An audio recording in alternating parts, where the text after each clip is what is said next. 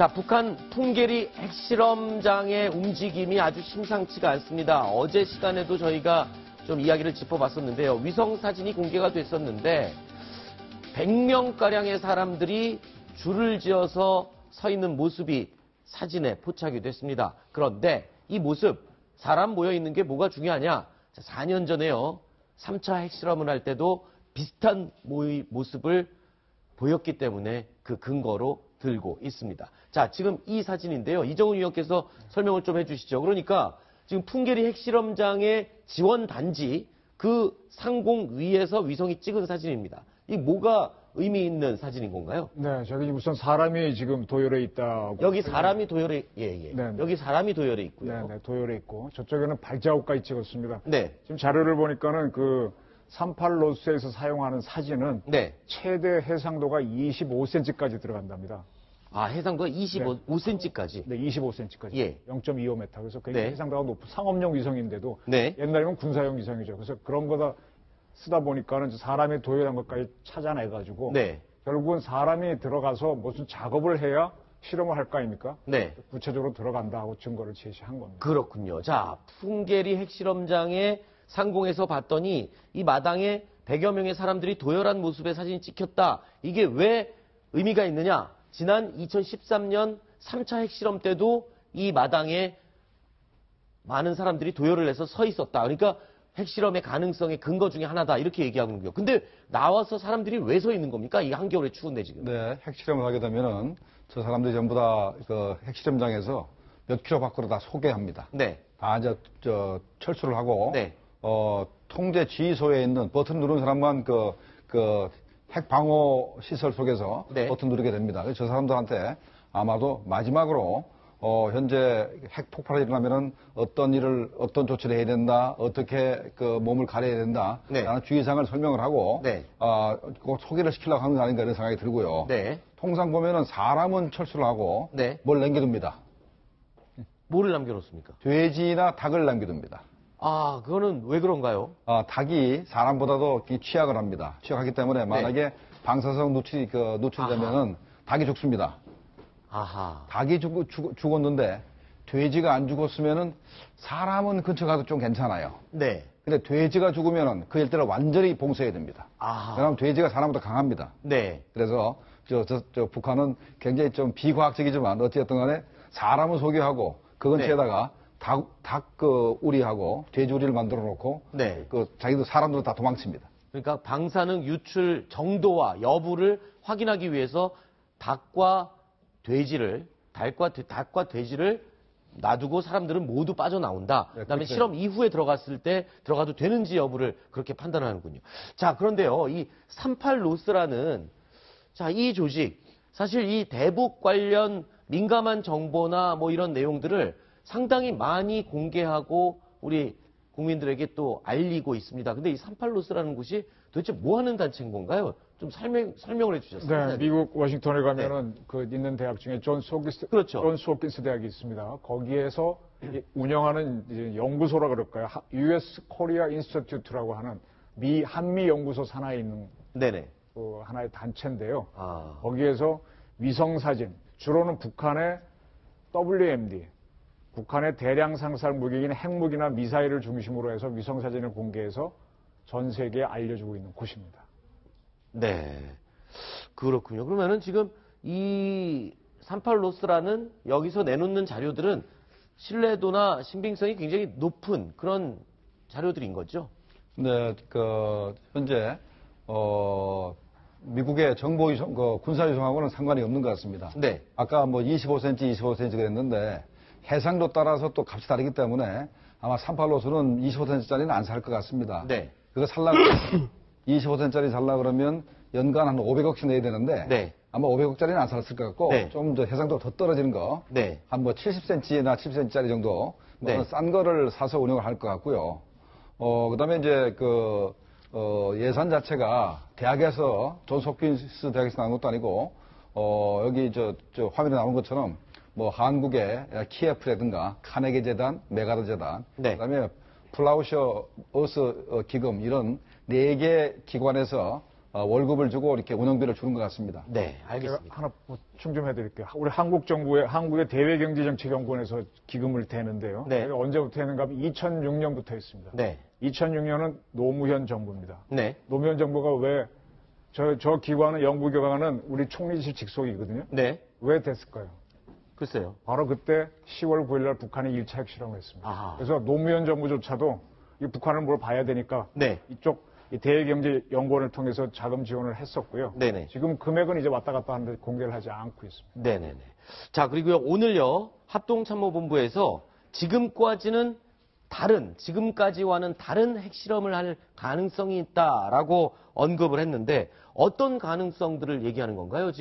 지금까지의 핵실험들과 다른 핵실험일 가능성이 높다. 그러니까, 파키스탄에서 네. 1998년 5월 28일 날 네. 핵폭탄을 3개를 연속으로 터뜨리고 파키스탄에서요. 네, 파키스탄에서. 그다음에 3일 있다가 또다시 3발을 터뜨립니다. 네. 그래서 총 3일 사이에 6발을 터뜨리고 네. 바로 핵보유국으로 인정을 받는데 6발을 전부 다 핵폭탄의 그 크기라든가 네. 기술적인 재원을 달리해서 폭발시킴으로써 한꺼번에 6발을 터뜨려가지고 핵보유국이 됐는데 북한도 이번에 여러 발을 터뜨려가지고 네. 핵보유국으로 인정받을 가능성이 있다는 게 하나고, 또 하나는 다른 가능성이 하나 있는데 최근에 산발로스에서도 그랬죠. 네. 282KT 정도를 최대 네. 282KT 정도의 그 큰 핵폭탄을 터뜨릴 만큼 현재 터널을 뚫었기 때문에 상당히 큰 걸 터뜨리겠다라는 네. 얘기가 있었습니다.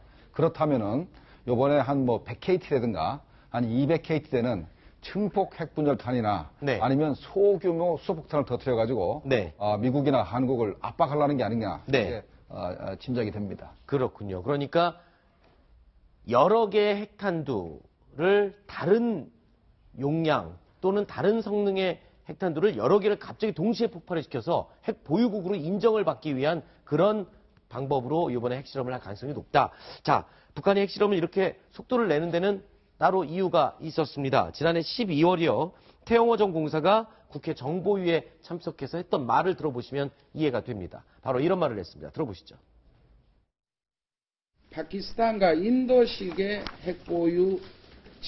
핵보유국 지위를 인정받는 게 김정은의 방침이다. 그래서 인정받은 후에 국제적 대화를 해서 문제를 풀겠다. 그게 한국의 대선이 있고 미국에는 정권 출기 초범인 17년 말 18년 초가 그 적기라고 본다. 이렇게 본다는 겁니다. 굳이 저렇게 핵실험을 하지 않아도 북한은 이미 핵 보유국이다라고 기정사실화 돼 있는 거 아닌가요? 아직은 국제적으로 인정은 안 돼 있고요. 네. 파키스탄하고 인도도 국제적으로는 안 돼 있습니다. 그래 네. 인정이 될 뿐이죠. 근데 북한은 이제 그런 지위를 찾겠다는 건데, 지금 태공사가 지금 북한이 서두르는 이유는 한국이 지금 대선을 5월 대선으로 하니까 그 전에 네. 핵실험을 해서 차기 한국 정부로부터는 확실한 핵 보유국 디팍토 사실상의 인정을 받아서 네. 남북 협상을 하겠다 이렇게 분석을 하는데, 저는 상당히 좀 유용하고 옳은 판단이라고 보고 있습니다. 그렇군요. 그러니까 새로 들어올 우리 남한의 정부와 협상을 유리하게 끌고 가기 위해서 핵 보유국으로 인정을 받고 아예 협상에 들어가겠다. 그러니까 사실상 핵보유국하고 네. 핵보유국은 다릅니다. 아. 핵보유국은 유엔 안보리 상임이사국 5개국만 그 핵보유국이고 네. 나머지 파키스탄, 인도, 이스라엘은 사실상 핵보유국이기 때문에 현재 북한이 노리는 것이 사실상 핵보유국이 되겠다 이런 네. 의미거든요. 그러니까 국제 정치적으로 실질적인 핵보유국은 못 된다 하더라도 네. 파키스탄 수준 정도는 좀 되고 싶다. 네. 그것이 목적이다. 그리고 나서 만약에 그걸 인정받으면 그 다음부터는 미국하고 핵 갑충 협상을 한다든가 아니면 평화협정을 체결하고 네. 주한미군을 철수시키고 그래서 한반도를 공산하겠다. 네. 그런 것이 북한의 기본 목적입니다. 네. 지금 북한에서요. 우리 남한에서 곧 치러질 5월 대선에도 또 관심이 많은 것 같습니다. 북한의 노동신문이 문재인 전 대표를 언급을 했네요. 이 내용을 좀 소개해 주시죠. 그러니까 노동신문에 실린 29일자 신문에 실린 내용입니다. 문재인은 다가오는 대통령 선거에서 승리할 가능성이 높은 후보다. 미국은 그를 한반도 정책 관련해 갈등 빚을 수 있는 인물로 묘사했다. 이렇게 언급을 하고 있습니다. 아직 대통령이 되지도 않은 후보에 대한 얘기를 북한 노동신문이 먼저 이름을 거론하면서 언급한다. 이거는 의미가 좀 있는 거죠? 툭 던졌죠. 툭 던졌죠. 네. 저기 보게 되면은 저기는 지금 의견이 없이 팩트만 지금 들어가 있지 않습니까? 네. 그래서 조심스럽게 접근하는 건데 저는 북한은 그 한국 사회에서 어떤 정권이 들어서는 거에 관계없이 우리 사회를 혼란시키는 게 최고의 목적이라고 보고 있거든요. 네. 그래서 여러 가지 심리전을 하는데 심리전의 일환으로 저런 걸 던지지 않았나. 팩트를 이용해서 그렇게 보고 있습니다. 그렇군요. 여기서 우리가 관심 있게 볼 것은 미국이 갈등을 빚을 인물이라고 얘기했다라고 얘기했지 않습니까? 네. 근데 북한에서 미국은 악이고 갈등을 일으키는 흉악한 범죄자다 이런 개념이 있어요. 그러면 칭찬한 거네요. 지금 문재인 후보를. 그렇죠. 그러니까 간접적으로 미국이 갈등을 빚을 인물이라 그랬으니 그 사람이 대통령 되는 게 좋겠다는 것을 간접적으로 얘기하고 있는 것입니다. 그렇군요. 그러니까 미국과 갈등을 빚을 인물인 문재인 전 대표, 즉 칭찬하고 긍정적으로 평가한 것 같습니다. 그러면 지금 북한이 매체를 통해서 이렇게 한국, 남한의 대선 후보를 긍정적으로 평가한 적 있습니까? 과거에는? 가장 긍정적으로 평가한 사람이 15대 대통령 김대중 대통령입니다. 아, 그랬겠죠. 그러니까 당연하겠죠. 북한에서 뭐라 했냐면 남조선에서 유일한 양심적인 정치인은 김대중밖에 없다. 김대중 선생밖에 없다. 이렇게 얘기했는데 그분이 이제 당선이 됐죠. 그리고 그 뒤에는 17대, 18대, 19대 모두 얘기를 별로 좋은 얘기는 안 했던 것 같습니다. 그렇죠? 자, 안철수 대학원장이 대선 출마를 공식 선언했다. 새누리당 후보가 근소한 차이로 당선됐다. 이건 굉장히 뭐라 그래야 되나요? 무미건조하게 소개를 하는 정도인 것 같고요. 자, 반기문 미국 오래 품들이며 키운 정보원이다. 이건 좀 깎아내리는 듯한 느낌이 드네요. 대한민국 대통령 선거예요. 북한이 굉장히 개입합니다. 지금 개입이요? 관심을 갖는 게 아니고 개입을 한다. 직접 개입하죠. 난수방도 지금 굉장히 많이 늘어났고요. 그래서 지금 계속 원하는 거는 뭔가 하면요. 자기네가 원하는 후보도 있겠지만은 그거 당선 안 될 수도 있으니까 이 한국 사회에서 갈등이 증폭될 수 있도록 어떤 사람은 밀어주고 막 깎아내려고 하면서 장난을 칩니다. 그래서 거기서 점점 우리가 무너져서 월남식으로 가기를 북한은 굉장히 원하고 있죠. 네.